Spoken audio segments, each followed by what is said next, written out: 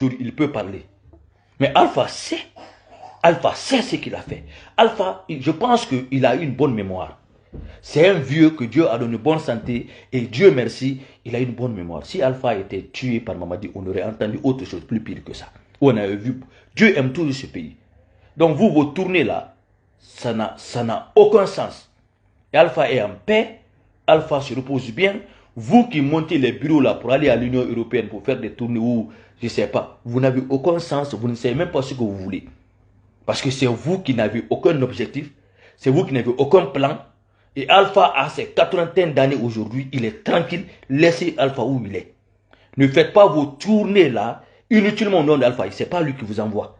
Et ce que vous faites, Alpha n'a même pas besoin d'aller en Europe, il n'a pas besoin de revenir en France, en Guinée, il n'a besoin de rien. Il sait ce qui s'est passé, il sait ce qu'il a eu à cause de vous, l'entourage mécréant là, les menteurs, les manipulateurs, il connaît.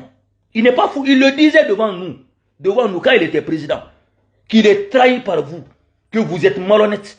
Il a dit que vous qui avez volé tous, vous allez passer par la justice. C'est lui qui le dit, hein. Et c'est lui qui a dit cela. Et ça nous inspire parce que ça vient de lui. Voilà. Dès que Alpha a commencé le 3e mandat, il a commencé à dire ce que nous avons dit depuis hier. Vous avez pensé que vous avez gagné, qu'il était vieux, il allait mourir après, vous allez mettre tout sur lui. Les ennemis du Alpha aujourd'hui, qui font ce semblant comme s'ils aiment Alpha. Regardez hier, il y a eu l'assemblée du RPG. Tous ceux qui mentaient autour d'Alpha, est-ce qu'on les voit à l'assemblée? Est-ce qu'ils partent à la réunion du RPG? En toute sincérité. Est-ce qu'ils partent, c'est-à-dire au siège? Un siège qui était plein hier. Je suis fier des gens du UFDG, ils continuent à aller, sauf si on n'appelle pas à l'assemblée. Mais vous là, 11 ans vous étiez derrière Alpha Condé. Est-ce qu'on voit devant le siège des escrocs, des ennemis de ce pays, ceux qui ont désorienté le président et ceux qui ont désorienté tous les présidents de ce pays? On n'a pas besoin de vous. Vos tournées devant l'Union européenne, ça n'a pas d'effet. Ça n'a pas d'effet, ça n'a aucun sens. C'est ridicule, c'est futile, ça n'a aucun sens. Vous cherchez des relations. Vous voulez profiter du nom de Alpha pour connaître les géants. Faites profiter de ça. Ok? Voilà. Donc, je reviens sur le discours du président de la République en Côte récemment, concernant la durée de la transition. Au peuple de Guinée, de croire ou pas. En attendant, ce que le président dit, c'est ce qu'on va croire. On n'est pas dans les intuitions, on n'est pas dans l'imaginaire. Moi particulièrement, en toute sincérité, au mois de décembre, j'étais à la présidence. Ok? Et ce que je vous dis, je le dis devant mon esprit, devant mon cœur, devant ma foi. Et ce que j'ai dit, c'est ce que je veux exactement. D'abord, j'ai commencé par dire au conseil personnel du président, et adressé même au président, j'ai dit, je ne suis pas satisfait des 2 ans qu'ils ont dit devant le peuple de Guinée. Il dit parce que, moi je dis, je ne dis que ce que je pense. Et je vous l'avoue, hein, j'ai dit, vous pouvez dire que je suis opportuniste, mais je vous dis ce qu'on a échangé avec le pouvoir. Il dit, je ne suis pas satisfait pour les 2 ans. J'ai dit, monsieur le président, monsieur le conseil du premier ministre, les 2 ans là ne suffiront pas. Il dit, vouloir donner 2 ans, ça nous enverra nulle part. Oumar Baldé, merci, c'est ta famille, tu es éduqué comme ça. Il dit, ça nous enverra nulle part. C'est ce que j'ai dit. Je vous dis en toute sincérité, nos échanges. Le conseil personnel a dit directement, il a répondu, il dit, Jeannot, il nous le faut. On est vraiment venu ici pour 2 ans. Et je pense que si on n'est pas empêché, on le réussira. 2 ans, ça suffit. Je leur ai dit, moi, je vous dis ce que je dis. Je ne dis pas ce qu'eux disent, hein, ce que moi je leur ai dit. Et même si on repart aujourd'hui, c'est ce que je vais leur dire. Je leur ai dit, 2 ans ne suffiront pas pour faire le toilettage. Et si vous m'écoutez, très bien, je ne vous impose pas, vous êtes les responsables de ce pays. Il dit 2 ans ne suffiront pas pour faire le toilettage. Il dit parce que si vous faites l'erreur de laisser le pouvoir dans 2 ans, il dit le pays là va retomber dans les mains des mêmes bandits. Parce que, en attendant, on n'a pas des gens comme ça qui sont crédibles, qui veulent vous accompagner, qui veulent reconnaître ce qu'ils ont commis dans ce pays. Il dit en attendant. Il dit à moins que tous ces vieux-là, on les rend illégibles. Parce que on a les jeunes politiciens aujourd'hui qui sont là. Il y a des jeunes qui sont bien, qui sont aussi cadres, qui n'ont pas les mains sales, qu'on peut peut-être les donner la chance de gérer ce pays. Mais ne mettez pas ce pays dans les mains des bandits d'hier. Ça, c'est clair et net. Et le conseil encore a dit, écoute, Tu conseilles mal le président. Tu conseilles mal le président. Je ne comprends pas ça. Il dit, il nous le faut.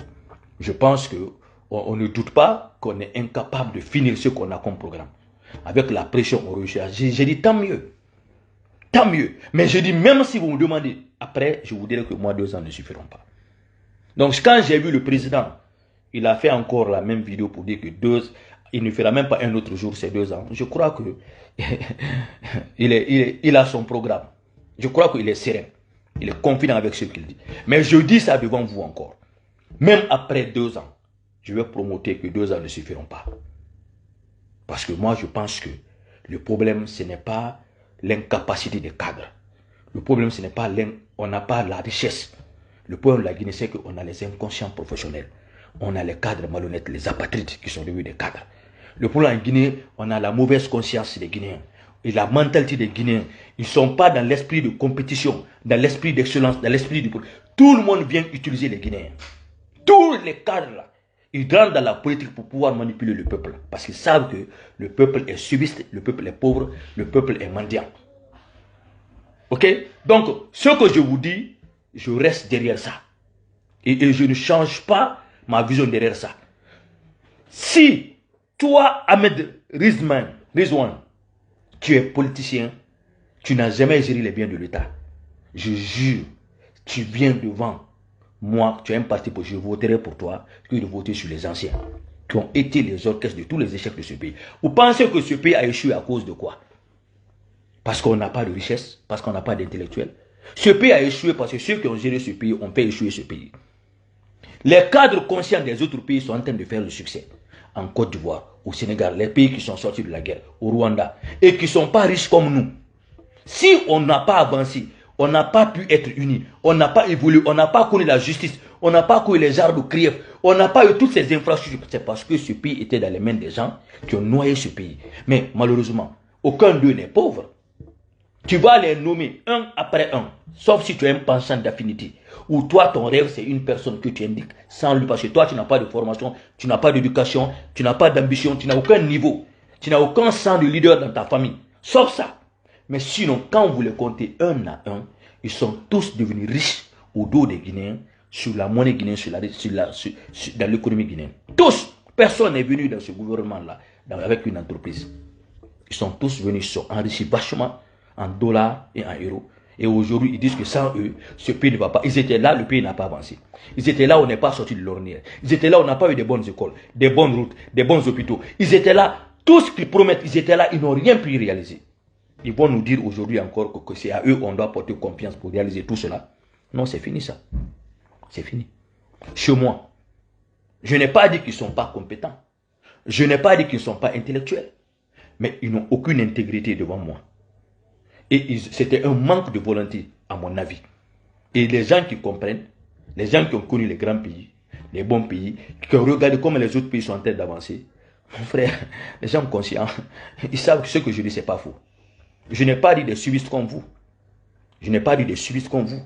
Des gens qui ne rêvent pas à avoir des ministres dans leur propre famille. Des gens qui pensent qu'ils sont faits pour être des esclaves. Ils sont issus de familles esclaves, de familles pauvres.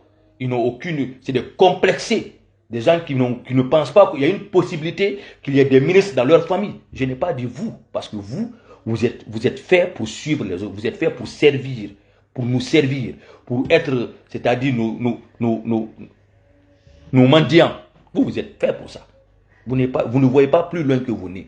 C'est pourquoi dès que quelqu'un parle, même si on parle pour vous, on cesse à vous mettre dans ces bénéfices-là. Vous ne comprenez pas. Dès que vous venez, vous êtes en train de parler entre Soussou ou Malinké. C'est comme ça vous êtes bloqué. Et c'est dommage. Quand un être humain, si tu te réveilles le matin, tu ne penses pas à tes avantages, à tes bénéfices. Tu ne penses pas à ton succès. Tu ne penses pas à ton évolution. Tu ne penses pas à ton changement. Tu ne penses pas à ton progrès. Tout ce que tu penses au progrès de l'autre pour que tu bénéficies après l'autre. Tu n'as jamais un rêve que tu peux réussir en étant menuisier, en étant commerçant, en étant, je ne sais pas, charpentier, en étant quoi que ce soit. Tu ne penses jamais à ça. Tu es cloîtré dans l'esprit. Si ce n'est pas Selou, ma vie est foutue. Si ce n'est pas Sidia, si ce n'est pas Kassouri, si ce n'est pas maman. Mais tu es bête. On ne te connaît même pas. Ces gens-là, tu n'as jamais mis ta paume là, dans leur paume. Tu n'as jamais eu la chance même de les voir. Ils ne te connaissent même pas. Ils ne connaissent même pas un parent de ta famille. Mais parce que tu es bête, tu es un mouton, dès que quelqu'un parle, c'est comme si on a touché, c'est-à-dire à tes parents. Même si on dit devant vous que Dieu n'existe pas, ça ne vous fait pas mal. Mais dès qu'on touche aux gens que vous avez pris pour demi-dieu, ça vous choque. Je peux être là, je dis Dieu n'existe pas, ça ne va pas vous faire mal. Hein. Vous n'insultez pas. Mais quand on touche à vos fous là, vos menteurs là, ça vous touche. Ok. Donc on continue. Maintenant, on va parler du FNDC.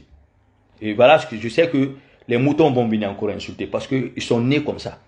Quiconque insulte, qui ne donne pas son avis, c'est quelqu'un qui n'a pas d'opinion, qui n'a pas d'argument.